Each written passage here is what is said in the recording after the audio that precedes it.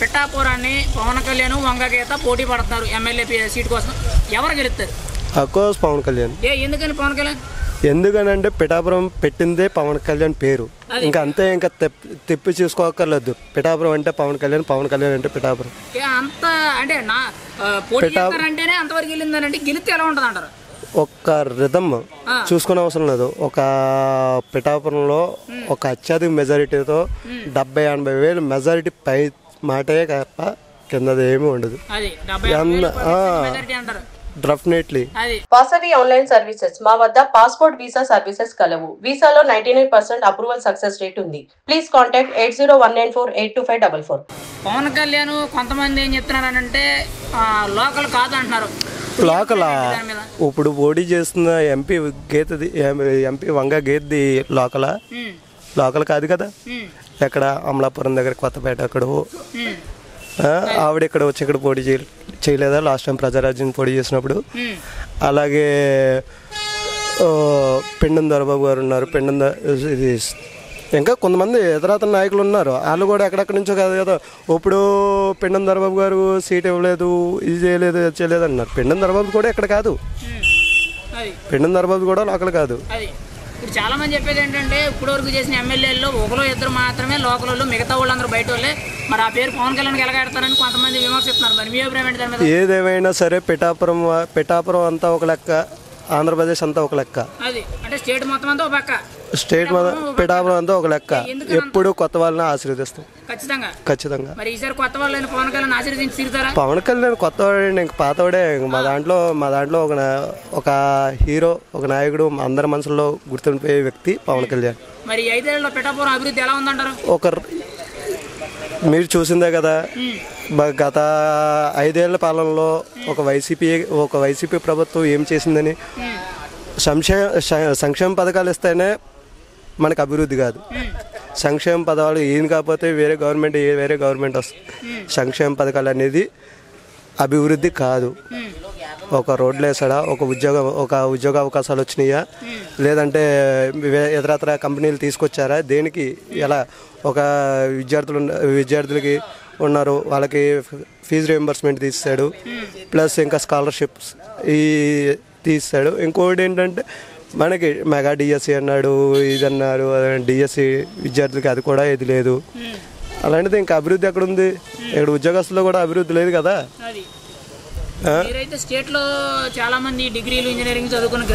Graduates నేను కూడా ఉన్నాం, మేము కూడా ఉన్నాం. చెత్త ప్రభుత్వం కింద లెక్కేస్తుంది. చెత్త ప్రభుత్వం అంటారు. అసలు ఈ ప్రభుత్వంలో ఒక గవర్నమెంట్ ఉద్యోగం కానీ ఒక ప్రైవేట్ ఉద్యోగాలే కానీ కంపెనీలు తీసుకురావడం ఏమీ లేవంటారు. ఏమీ లేవు. మరి ఇంతమంది నిరుద్యోగ యువతలు ఉన్నారు, మరి వాళ్ళు పట్టించుకునే బాధ్యత గవర్నమెంట్కి లేదంటారా? ఉండాలి, గవర్నమెంట్కి ఉండాలి. కానీ పట్టించుకుని నాదిరేడి ఒక చేపల దుకాణం, మటన్ దుకాణం పెట్టేస్తే కాదు కదా అభివృద్ధి అనేది. నీకు ఒక ఉద్యోగం ఇచ్చాడంటే అది అభివృద్ధి అని చెప్పుకోవచ్చు. నీకు ఒక రోడ్డు వేసాడంటే ఒక అభివృద్ధి అని చెప్పుకోవచ్చు.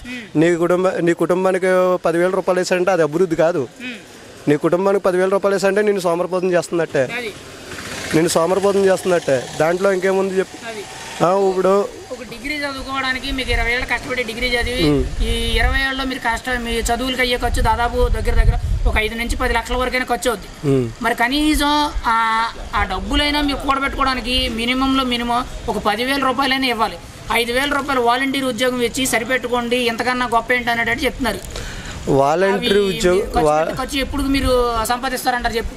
వాలంటీర్ ఉద్యోగం అనేది చెత్త. ఈ ప్రభుత్వంలో చేసేది వాలంటీర్ ఉద్యోగాలు. ఇప్పుడు డిగ్రీ చదువుకున్న వాడికి 5,000 రూపాయల ఉద్యోగంతో కుటుంబాన్ని ఏం పోషించుకుంటాడు? అంతే కదా. ఇప్పుడు వైన్ షాప్స్ ఉన్నాయి, వైన్ షాప్స్లో కూర్చోబెట్టారు. వైన్ షాప్స్ దేనికి? సొంత బ్రాండ్లు అమ్ముకోవడంగా, చేసుకోవడంగా.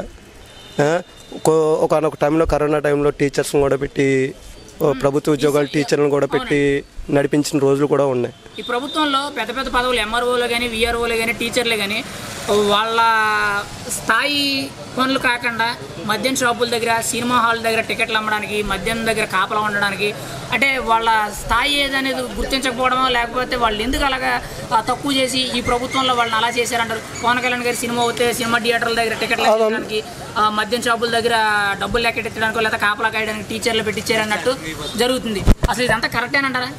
అదే చెప్తున్నాను కదా, ఈ లుచ్చా రాజకీయంలో ఇది ఒక లుచ్చా ప్రభుత్వం. చెప్తున్నానుగా, డైరెక్ట్గా చెప్తున్నాను. లుచ్చా రాజకీయంలో లుచ్చా ప్రభుత్వం, లుచ్చా సీఎం, మిగతాది ఇంకోటి మాట ఏమీ లేదు. ఇంకా అంతే. ఈ ప్రభుత్వాన్ని ఖచ్చితంగా మార్చుతారా? డెఫినెట్లీ మార్చుతారు. పవన్ కళ్యాణ్ అన్న కన్ఫర్మ్ గా కన్ఫర్మ్. బల్ల గుద్ది కాదండి, ఏది గుద్దన్నా గుద్ది చెప్తాను. పవన్ కళ్యాణ్ కన్ఫర్మ్. కన్ఫర్మ్ అన్న. గ్లాస్ అన్న, గ్లాస్. మరి మీరు ఒక్కలే ఓటేస్తారా లేకపోతే మీరు ఒక ఇద్దరిని మార్చి ఓటేస్తారా? నేను మార్చక్కర్లేదన్న, ఎలాగో మారిపోయారు. ఈ ప్రభుత్వం చూసి మారిపోయారని అందరూ ప్రభుత్వం చూసి మారిపోయారు. అంటే ఇంకా చాలా మంది ఏమన్నారంటే, కొంతమంది మాకు పింఛన్ అవుతుంది, సరిపోతుంది, విద్యాదీవెన అవుతుంది, అమ్మఒడి అవుతుంది, ఇంకెంతకన్నా ఇస్తారు అని అనేటట్టు మాట్లాడుతున్నారు. మరి వాళ్ళందరూ మారినట్టే కదా. పింఛన్ అన్న మామూలుగా ఇంట్లో వాళ్ళు లేడీస్ ఏమనుకుంటున్నారు, ఆ డబ్బులు ఇచ్చేస్తున్నారు అనుకుంటున్నారు. మన జెంట్స్ బయటికి వెళ్ళి కష్టపడితే తెలుస్తుందన్న. పెట్రోల్ అన్న, ఆయిల్ ప్యాకెట్ అన్న మనమే తెస్తాం. 90 రూపాయలు ఉండే ఆయిల్ ప్యాకెట్ 200, 150 అలా చేశారన్నది. అంటే సరుకుల మీద పత్తి దాని మీద సుడి తిప్పిస్తున్నాడు అన్న. గుర్తించలేకపోతున్నారంటారా ఇలాంటి దరిద్రాలని? గుర్తించే కదన్నా, మరి గ్లాస్ వేద్దారు అనుకుంటున్నాం మేము. అది ప్రజలు ఎవరు ఓపెన్ అవ్వట్లేదు, రోడ్ల మీద వచ్చి కనీసం ఒక మాట కూడా మాట్లాడతలేదు, అడుగుతుంటే భయపడిపోతున్నారు. భయపడతారన్న, ఈ ప్రభుత్వం అలాగ ఉందన్న. ఏమన్నా అంటే మాట్లాడితే ఎత్తుకెళ్ళిపోతున్నామని మాట్లాడుతున్నారు. అదన్నా, నన్ను ఎత్తుకెళ్ళారన్న. మాకు మా ఉదయం ఉన్నారు, మా పవన్ కళ్యాణ్ ఉన్నారు, మా వెనకాడ పవన్ కళ్యాణ్ ఉన్నారు. అదన్నా ఖచ్చితంగా. అయితే మీకు వాళ్ళ గెలుపు కోసం మీరు పాటు పడతారంటారు? పాటు పడతామన్నా. అది ఫైనల్ గా 24 పిఠాపురం ఎమ్మెల్యే ఎవరన్నా? Confirm Pawan Kalyan. Confirm Pawan Kalyan. Doubt లేదన్న. అది గుర్తు గ్లాస్.